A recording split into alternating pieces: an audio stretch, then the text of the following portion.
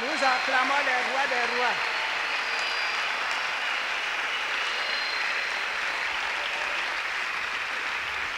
Mi-octobre 2015, lors d'un culte d'adoration à la Cité de Triomphe, le siège international du ministère chrétien du combat spirituel à Kinshasa, en République démocratique du Congo, la bergère du ministère, Maman Elisabeth Olangi-Osho, dans la surprise générale, fait une annonce dont le contenu restera à jamais gravé dans les annales de l'histoire de la fondation Olangi-Osho. Nous voulons vous annoncer que nous allons fêter 20 ans du ministère au Bas-Congo.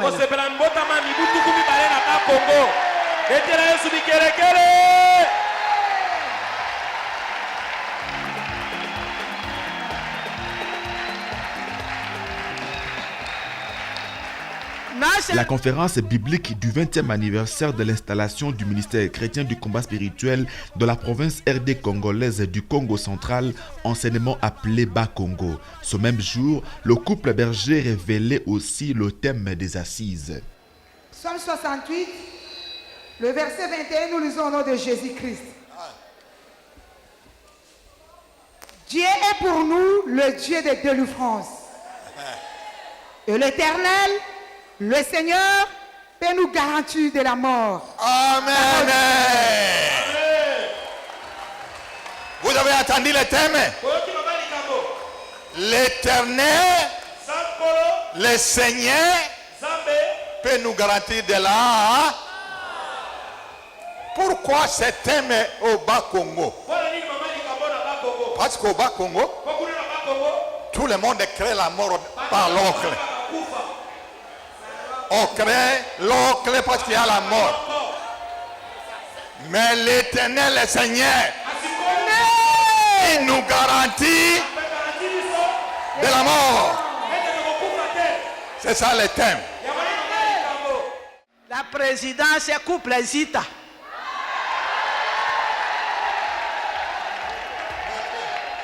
Couple Zita, s'il vous plaît.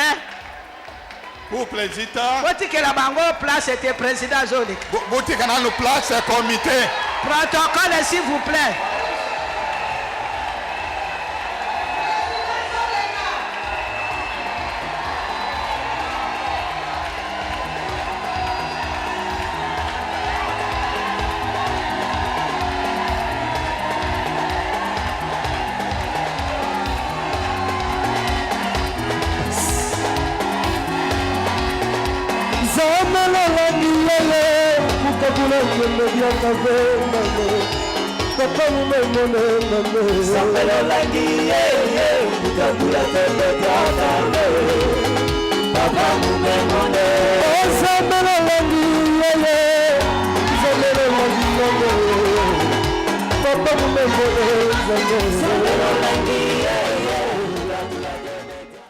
Pour préparer la conférence à moins d'un mois de sa tenue, Papa et Maman Olangi installaient le comité ad hoc. Avec à leur tête le couple Nzita, tous les membres ou presque sont originaires de la province. Une régionalisation des organisateurs sans nul doute inspirée par le Saint-Esprit. Présentés officiellement à toute la communauté, ils avaient reçu une prière spéciale du couple Olangi, une prière au contenu et sonorité on ne peut plus prophétique pour la conférence elle-même. Jésus, que ta main puissante soit sur chacun d'eux.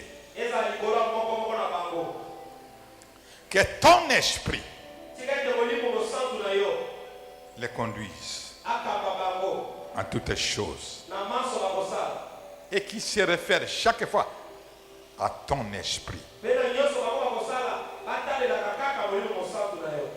Seigneur, notre prière est que ton nom puisse être célébré partout dans les Bas-Congo.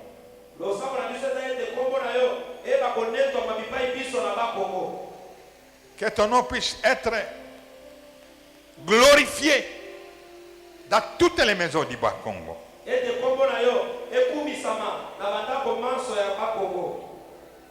Et qu'à partir de cet événement,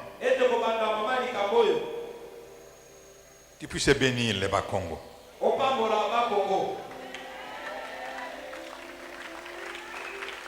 Et que tout ce qui était bloqué au Bas-Congo soit débloqué.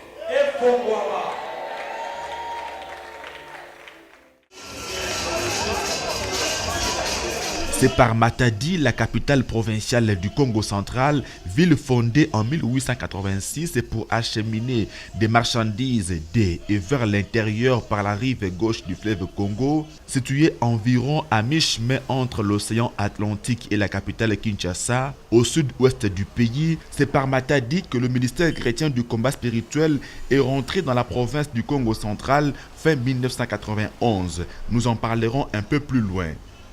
La cité de gloire, le siège du ministère chrétien du combat spirituel à Matadi, à quelques jours de l'ouverture de la conférence d'anniversaire.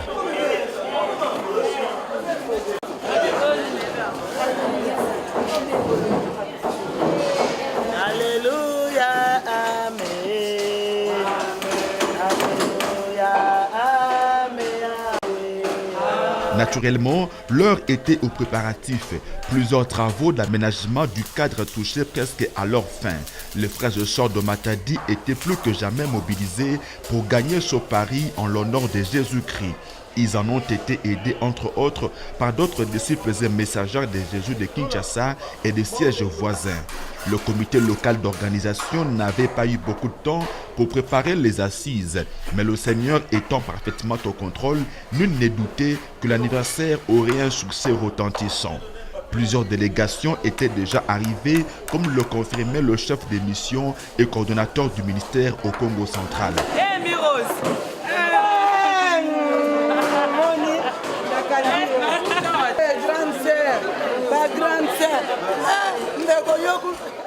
Donc nous sommes en plein travaux et il y a déjà des délégations qui arrivent, l'équipe de CVV, l'équipe de la décoration, de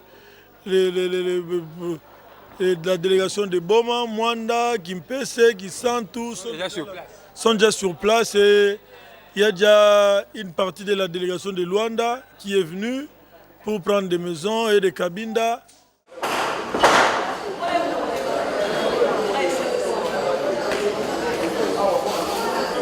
Les délégations allaient venir de 4 coins du monde pour célébrer l'événement. La cité des gloires serait-elle à même de contenir tout ce monde? Bon, de la manière que nous avons fait des travaux, on a aménagé à telle enseigne que nous puissions avoir au moins dans la salle le maximum de 3300.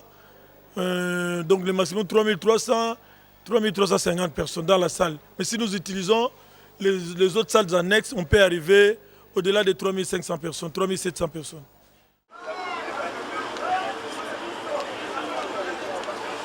C'est dans la joie de répondre présent à la sainte convocation de notre Père Céleste que les délégués arrivaient à Matadi.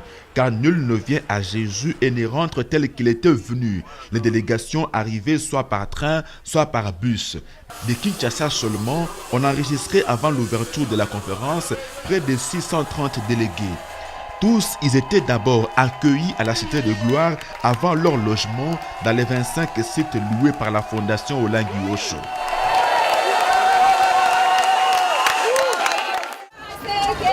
Délégation Boma. Délégation Boma. Boma.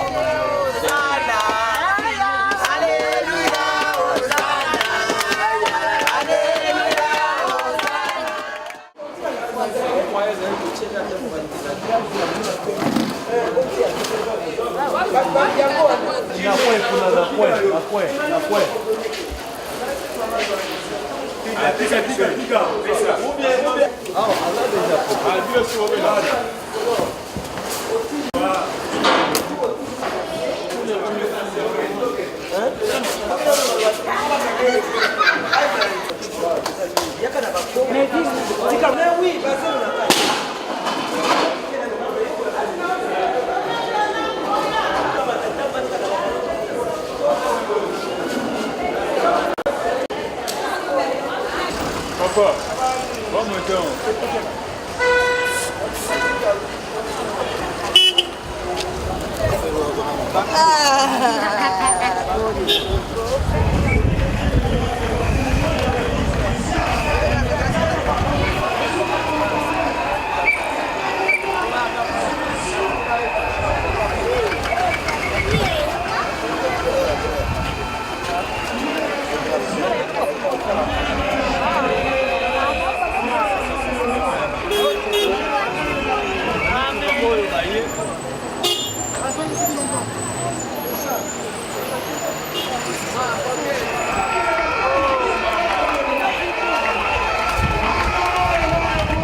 Le dimanche 15 novembre, le jour J, le peuple de Dieu prenait d'assaut la cité de gloire. Beaucoup de disciples et messagères de Jésus, consacrés ou en formation, étaient vêtus en uniforme de la communauté internationale des femmes messagères de Christ, la CFMC, comme cela s'est fait souvent à l'ouverture et à la clôture des grandes manifestations du ministère chrétien du combat spirituel. L'engouement, l'enthousiasme était à la mesure des attentes des uns et des autres relativement au thème des assises. Le Seigneur, l'Éternel, peut nous garantir de la mort. Et quand on se rappelle que le dernier ennemi de l'homme c'est la mort, nous ne pouvons qu'être enthousiastes devant celui qui peut nous en garantir.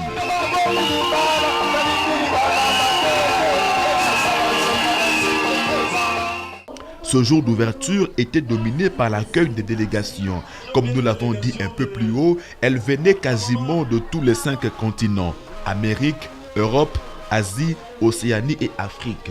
Au ministère chrétien du combat spirituel, nous sommes une grande famille et de ce fait, partageons tous nos moments de joie comme de détresse.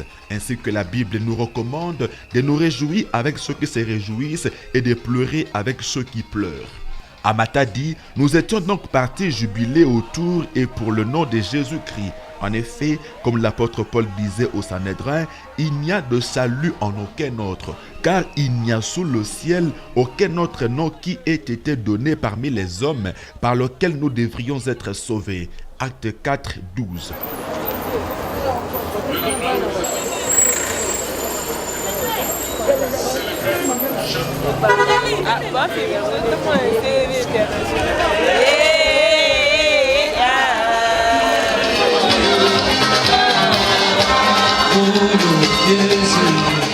Visiblement, les organisateurs avaient permis à la cité de gloire de revêtir sa plus belle robe, accueillant ainsi les assises avec une coloration et une sonorité on ne peut plus riche. Mais seulement voilà, ce chef-d'œuvre ne s'est pas réalisé comme avec une baguette magique. C'est le fruit de longues années de travail. Remontons au faible commencement de la cité de gloire. Nous sommes au début des années 2000. Physiquement, il n'y avait de cité de gloire que de noms, diraient certains, au vu de ces images. La géographie de la ville a offert à la fondation Olangi Osho un terrain accidenté sur lequel trônait un hangar sur lequel le dieu des papas et maman Olangi était invoqué. Où est la gloire des dieux dans un cadre comme celui-ci, se demanderaient d'autres personnes. Pas de souci, Christ en nous, l'espérance de la gloire, dit l'Écriture. Patiemment, les uns après les autres ont cru que le lendemain serait glorieux. Ils devaient donc tous mettre la main à la pâte pour que cette gloire ne soit pas une vue de l'esprit. Motivés par leurs expériences à mi-parcours avec ce Dieu du combat, ils se sont présentés en partenaires bénéficiaires des actions de la fondation Olangi Osho pour construire une maison digne de l'Éternel à qui appartiennent l'or et l'argent. Ils n'ont pas regardé autant que cela allait prendre. Leur foi reposait essentiellement sur la parole de Dieu. En effet, ils étaient persuadés que celui qui a commencé en eux cette bonne œuvre la rendra parfaite pour le jour de Jésus-Christ, comme c'est écrit en Philippiens 1:6. En 2004, l'auditorium de Matadi, comme on l'appelait à l'époque, commençait à prendre forme. Des lueurs de gloire profilaient à un horizon encore lointain. L'engagement des uns et des autres était tel que, progressivement, ce cadre subissait des transformations semblables aux petits nuages qui s'élevaient de la mer et qui ressemblaient à la paume de la main d'un homme que le serviteur du prophète Élie avait vu avant la fin de la sécheresse en Israël à l'époque du roi Akab. 1 Roi 18, 44.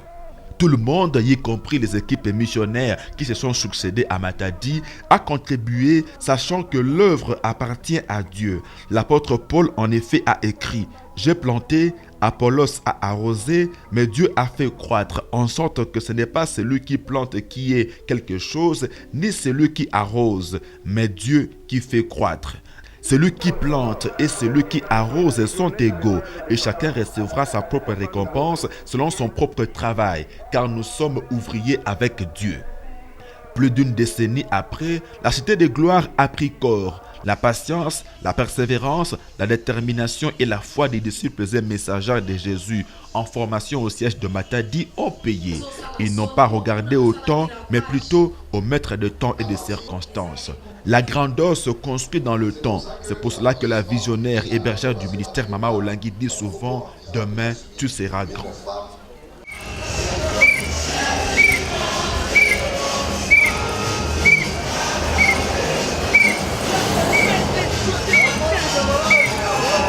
Retour à la conférence du 20e anniversaire de l'installation du ministère chrétien du combat spirituel au Congo central. En termes d'orateurs, les assises étaient dominées par deux intervenants. La messagère de Jésus, Esther Lokadi, appelée affectueusement Maman Événement, au siège de la fondation Olangi Wosho de Lomé au Togo, où elle et son époux, Emmanuel Lokadi, dirigent la mission et représentent le couple fondateur. L'autre intervenant, c'est l'apôtre Adjonyo Kojo du Togo, fils spirituel de Papa et Maman Olangi et cofondateur de l'AEMCF, Association des Églises et Ministères chrétiens francophones. Esther Lokadi, c'est par elle que le message du combat est entré au Congo central fin 1991. Dans son intervention, elle a retracé l'historique de ce qu'elle ne doutait pas être une grande aventure. Au crépuscule de cette année-là, après un court séjour passé à Kinshasa, Alice Pelinda, de retour dans sa ville natale pour annoncer à son père sa réussite à l'examen d'État, baccalauréat, a fait preuve d'une intrépidité hors pair de partager avec quelques moments de Matadi les enseignements du combat spirituel qu'elle venait de recevoir à la CFMC. C'était dans le cadre d'un séminaire biblique qu'elle avait improvisé sur les armes offensives et défensives du combat spirituel. La jeune fille de moins de 20 ans ne savait pas qu'elle allumait le feu dans la brousse.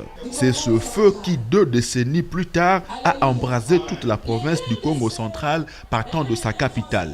Parmi les personnes présentes à ce séminaire historique de 91, les parents d'Esther Lokadi, aujourd'hui divorcés. Son père nous livre le souvenir qu'il garde de ses jours fondateurs.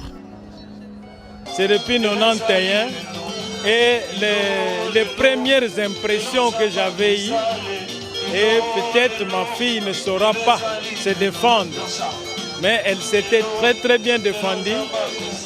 C'est là où j'ai trouvé que ma fille est capable de beaucoup. C'est comme aujourd'hui, ce qu'elle est devenue, c'est vraiment très gracieux.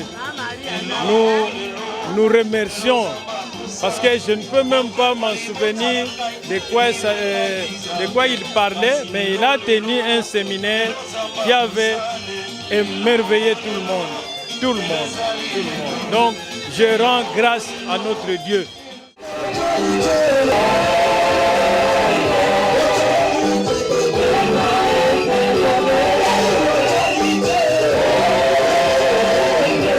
L'intervenant principal de la conférence, l'apôtre togolais Adjonyo Kojo, s'était appuyé sur le livre d'Apocalypse 17, 1 à 15 pour démontrer aux participants que plusieurs personnes vivent des situations inexplicables qui se répètent dans leur famille simplement parce qu'il y a une force ou une personne qui est assise sur elle comme on s'assoit sur une chaise. Il faut donc la main toute puissante de Dieu pour les délivrer de cette emprise. Pour y arriver, l'orateur a vivement recommandé 3 choses à faire. Primo, donner sa vie à Jésus-Christ. Secundo, s'opposer et renoncer à cette force par de fortes prières de combat.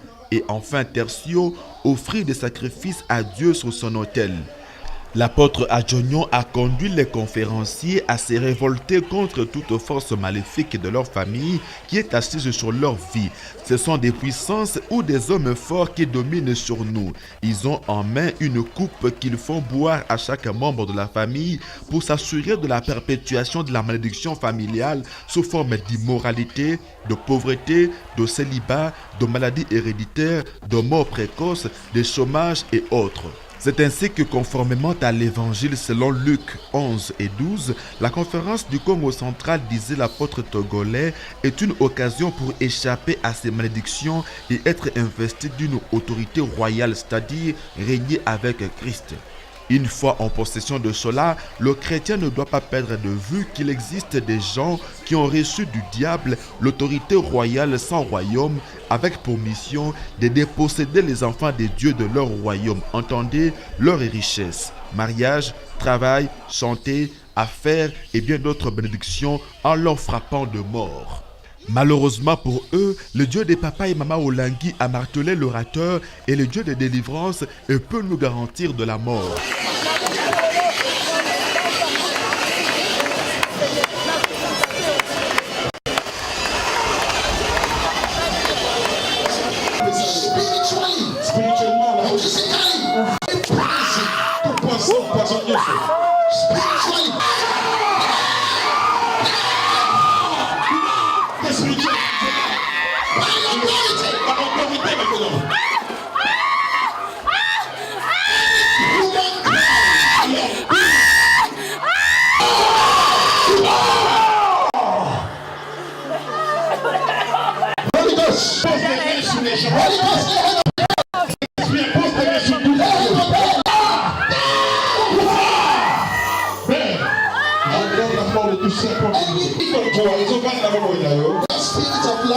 Cet esprit de lion, au niveau si il y a quoi il est là. That is why you are so violent. Pourquoi tu es trop choqué cet esprit de mort?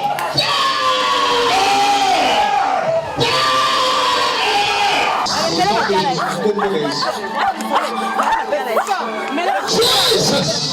Comment les secondes de Jésus le dit qu'on a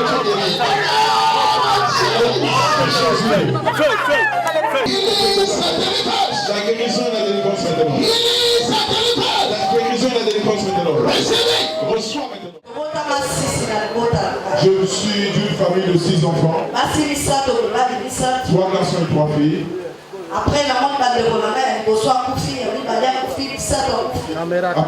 remarqué le décès des 3 premiers et les 3 premiers et le 4e également.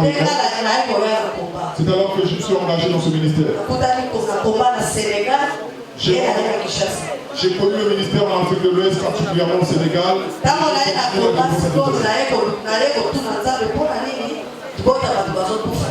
Alors, en joignant ce ministère, j'ai commencé à me poser des questions à savoir pourquoi est-ce que les gens mouraient dans ma famille précocement. Alors, je me suis vraiment intégré dans tous les programmes et les livres de ce ministère. Et par la grâce de Dieu, Dieu m'a révélé toutes ces choses. Dieu m'a montré qu'il y avait une coupe. Alors dans ce sens, j'ai vu cette femme qui était venue vers moi avec de l'argent en main et elle portait en ses et j'ai vu cette femme-là dont l'homme de Dieu parlait, debout en face de moi avec cette coupe. Et j'étais à une distance d'elle.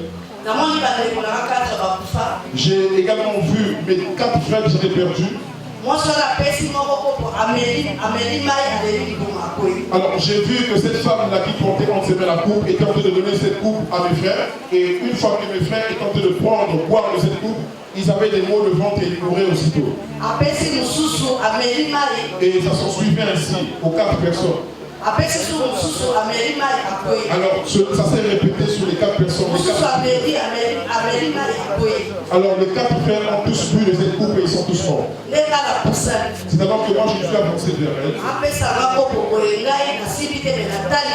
Alors pendant qu'elle voulait représenter la coupe, j'ai pas pris la coupe, j'ai fixé mon regard dans la coupe. Et pendant que j'ai fixé mon regard dans la coupe, j'ai vu que dans cette coupe il y avait des fourmis. Alors je lui dis, comment peux-tu me servir à boire dans cette eau, et pendant que dans cette eau il y a des fourmis? Et j'ai frappé la main de cette femme qui plongeait. La coupe est tombée, la coupe s'est renversée. Et nous avons commencé à combattre, et les voisins ont commencé à nous battre, je l'ai fait tomber. La conférence de grâce, nous avons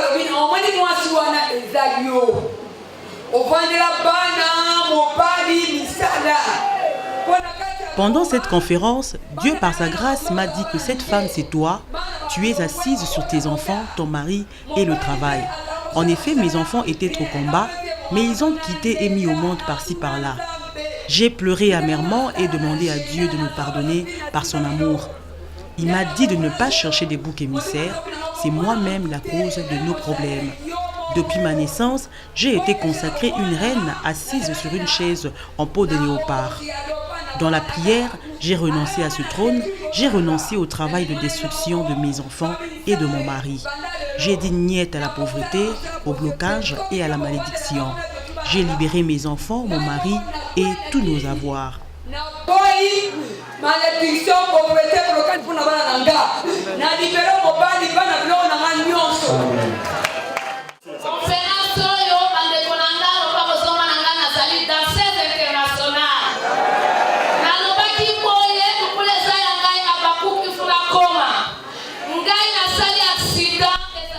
Mes frères et sœurs, je suis une danseuse internationale. Je tenais à venir à cette conférence, mais avant d'arriver ici, j'ai connu un accident de circulation. Au niveau de mon clavicule, j'ai eu un choc et ça me faisait très mal.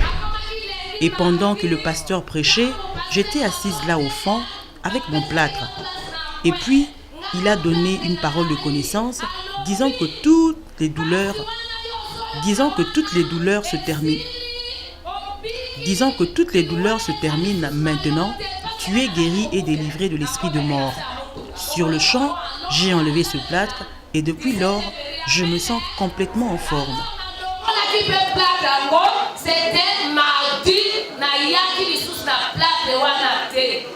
Alors, merci, vraiment, vraiment. Amen.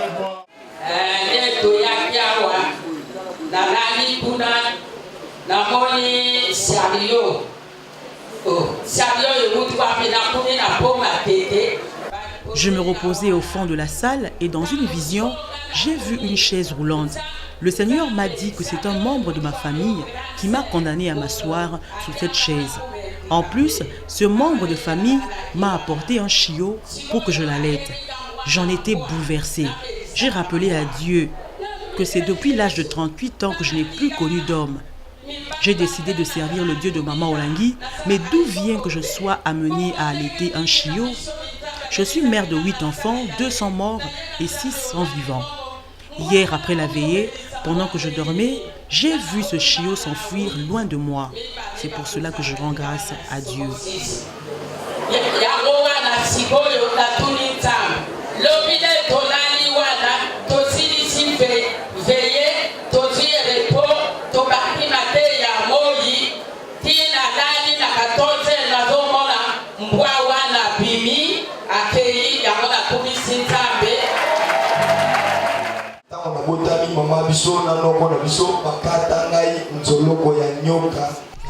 À ma naissance, on m'a fait des incisions sur base de la poussière d'un serpent brûlé.